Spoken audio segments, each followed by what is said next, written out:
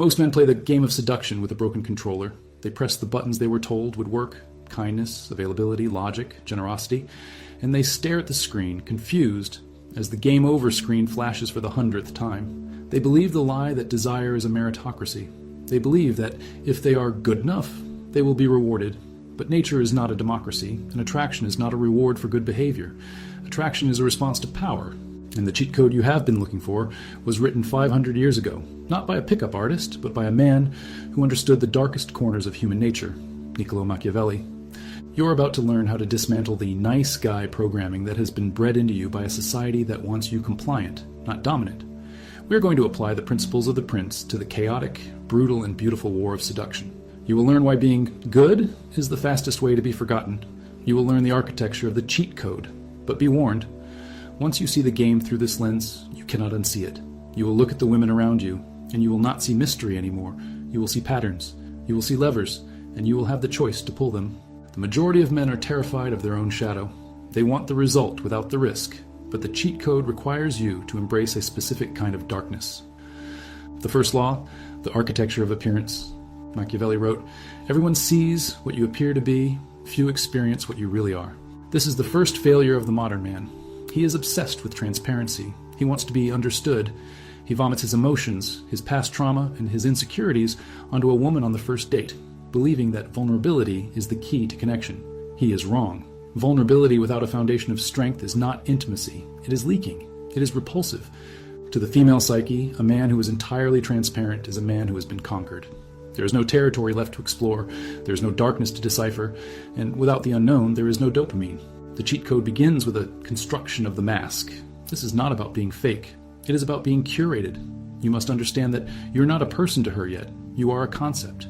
You are a story she's telling herself. And if you hand her the entire script in the first hour, she will get bored and close the book. You must curate your presence to signal high value, even if you do not feel it yet. This is simulacra. You simulate the reality you wish to inhabit. When you walk into a room, you do not scan for approval. You scan for threats and opportunities. You move slower. Research from the University of British Columbia suggests that displays of pride and shame are innate, but more importantly, that women are least attracted to smiling, happy men, and most attracted to men displaying pride and even shame, moodiness. Why? Because happiness signals safety and low-status contentment. Pride signals status. Moodiness signals complexity. Stop smiling to break the tension. Let the tension sit. Let it get heavy. The man who breaks the silence first loses the frame. When you look at her, do not look with the eyes of a beggar asking for a coin. Look with the eyes of an appraiser examining a painting. You are deciding if she fits into your world. This subtle shift in the appearance of your intent changes the chemical dynamic of the room. She feels it. She cannot name it, but she feels that you are not there to be chosen. You are there to choose. The second law, the lion and the fox. The lion cannot protect himself from traps, and the fox cannot defend himself from wolves. One must therefore be a fox to recognize traps, and a lion to frighten wolves. Most men choose one. The nice guy is all fox, trying to maneuver, manipulate, and agree his way into her pants. He is terrified of conflict. The jerks are all lion, aggressive, loud, dominating, but ultimately stupid and easily outmaneuvered by a woman's social intelligence. The cheat code is the hybrid. The lion is your capacity for danger. Jordan Peterson often says, "A harmless man is not a good man. A good man is a very dangerous man who has that under voluntary control. A woman must sense that you have teeth. Not that you will bite her, but that you could." How do you signal the lion? Boundaries. When she tests you, and she will test you, consciously or subconsciously, she is checking the fence for holes. She shows up late. She disrespects your time. She makes a snide comment about your shirt. The fox laughs it off nervously. The lion stops the car. The lion looks her in the eye and says calmly, "We don't do that." He's willing to burn the bridge to save his dignity. This is the cheat code in action. The willingness to walk away is the only true power you have. If you cannot walk away, you are a hostage, not a partner. But you must also be the fox. The fox is your charm, your wit, your ability to read the room. The fox knows when to give her a crumb of validation just as she is about to starve. The fox knows how to make her laugh to lower her defenses before the lion steps in to take control. If you are only the lion, she will fear you, but she will eventually leave because it is exhausting. If you are only the fox, she will play with you, but she will never respect you. You must be the paradox, the monster who writes poetry, the warrior who gardens. This contrast creates a cognitive dissonance in her mind that is addictive. She cannot categorize you. Are you safe or are you dangerous? She will spend hours analyzing you with her friends, and while she is analyzing you, she is investing in you. The third law, the economy of scarcity. Machiavelli advised, benefits should be granted little by little so that they may be better enjoyed. We live in an era of inflation, not just monetary, but attention inflation. Men flood the market with attention. Likes, comments, DMs, compliments, immediate text replies. When you flood the market with a currency, what happens to its value? It crashes. The average man bankrupts himself in the first week. He gives her all his time, all his praise, all his focus. He thinks he is buying love. He's actually buying contempt. The cheat code is artificial scarcity. You must become the gold standard. This means you do not reply instantly, not because you are playing games, but because you have a life. You do not compliment her beauty. She hears that from the beggars. You compliment her choices. That is an interesting book. It carries more weight than you have beautiful eyes. You must maintain the void. The void is the space where you are not. It is the silence between texts. It is the days you're busy on your mission. In that void, her imagination wakes up. A woman's imagination is your greatest ally. It is a far better seducer than you will ever be. If you are always present, her imagination cannot work. You are right there, mundane and human. But in your absence, you become a giant. You become the idealized version of yourself. Give her the gift of missing you. A study on uncertainty in attraction showed that women were most attracted to men whose level of interest in them was unclear, not the men who liked them the most, the men who were ambiguous. When she knows she has you, the dopamine drip stops. When she isn't sure, the dopamine creates a craving. Machiavelli knew that people value what they struggle to attain. If you are easy, you are cheap. Be expensive. The fourth law, fear over love. It is much safer to be feared than loved because love is preserved by the link of obligation, which, owing to the baseness of men, is broken at every opportunity for their advantage. But fear preserves you by a dread of punishment which never fails. This is the hardest pill to swallow. We want to be loved. We are told love conquers all. But in the biological imperative of selection, respect, which is a form of fear, conquers love. What does it mean for a woman to fear you in a seductive context?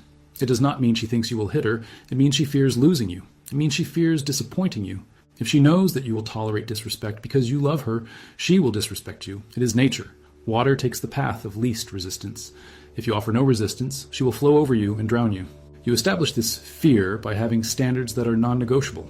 Most men have preferences. They do not have standards. A preference is, I'd like a girl who doesn't flake. A standard is, I never see a girl again if she flakes twice. When she realizes that you are judging her, that she is on audition for the role of your partner, she instinctively sharpens up. She tries harder. She invests more.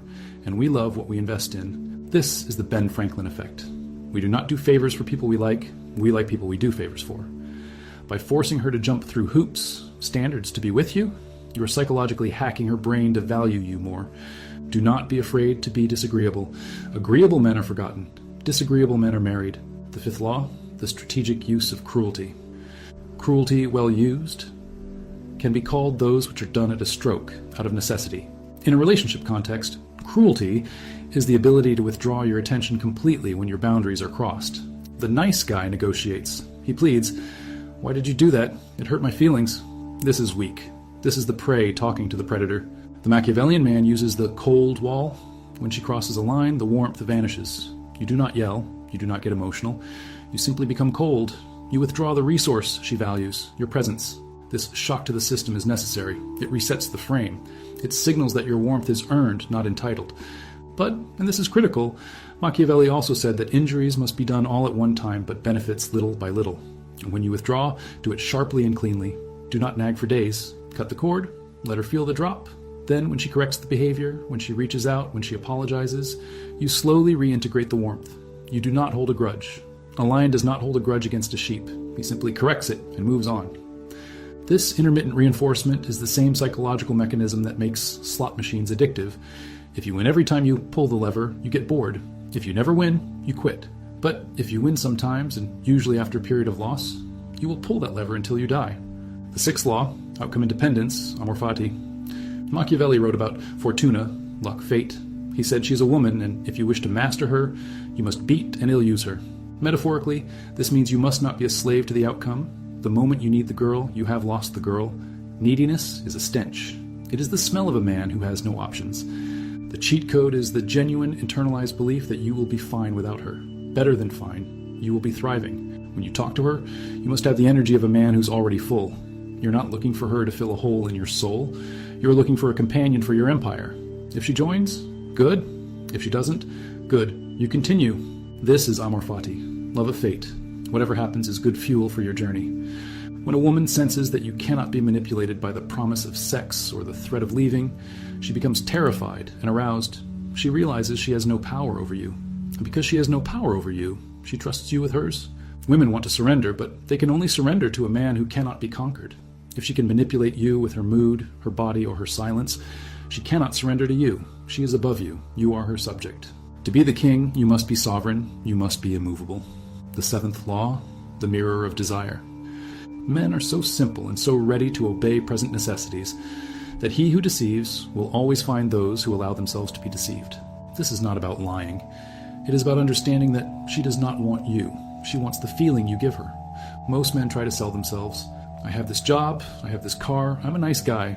This is marketing, it is boring. The cheat code is to become a mirror. Reflect her desires back at her. Listen more than you speak. When you speak, speak to the hidden parts of her. Every woman has a shadow, a part of her that society says is bad or too much. The part that wants to be ravaged, the part that is selfish, the part that is chaotic. The nice guy ignores this part. He puts her on a pedestal of purity. The Machiavellian man sees the shadow. He makes a dark joke that signals, I know you are not an angel, and I like it. He validates her darkness. When you validate a woman's shadow, you create a bond that is stronger than love. You become her accomplice. You become the only place where she can be fully herself. She will become addicted to the relief of taking off her own mask around you. But keep your mask on. Remember, Law 1, she can be naked. You must remain armored. Theory is useless without action. Here is how you apply the cheat code this week. Day 1 to 2, the silence fast. Stop initiating. If you're texting a girl, stop. Wait. Create the void. Let the anxiety build in you and kill it. Let the curiosity build in her and feed it. If she texts you, wait 3 hours before replying. Match her investment, then subtract 10%. Always be slightly less invested than she is. Day 3 to 4, the boundary test. Find something she does that annoys you or is slightly disrespectful.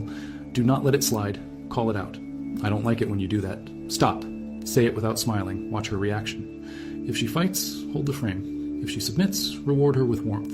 You are training the dynamic. Day 5, the oracle. When you see her, tell her something about herself that isn't obvious. You pretend to be tough, but you're actually incredibly observant of other people's pain. Read her. Show her you see behind her mask. This creates the feeling of being known.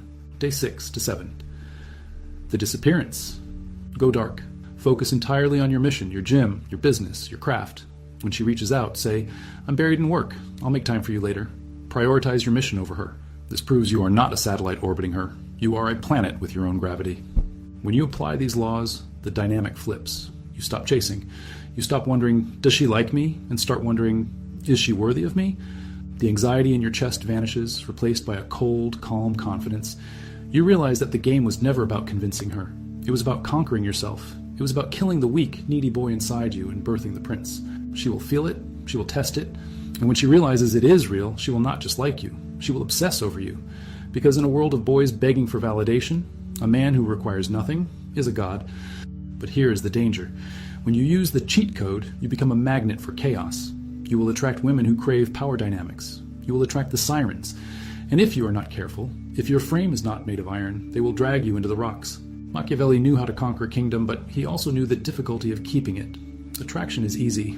Retention is where the war is truly fought. There's a specific type of woman who is immune to these tactics, and a specific type who will destroy you with them. You need to know the difference before you let them in. This is the knowledge of the architect, and we are just breaking ground. If you are ready to stop playing the victim and start playing the game, if you are ready to kill the nice guy and wake up the lion, I want you to leave a mark. Comment the word prince below. Do not add emojis. Do not write a paragraph, just the word. It is a signal to me and to yourself that you are done begging. You are ready to rule. Subscribe. The next lesson will be the most controversial yet.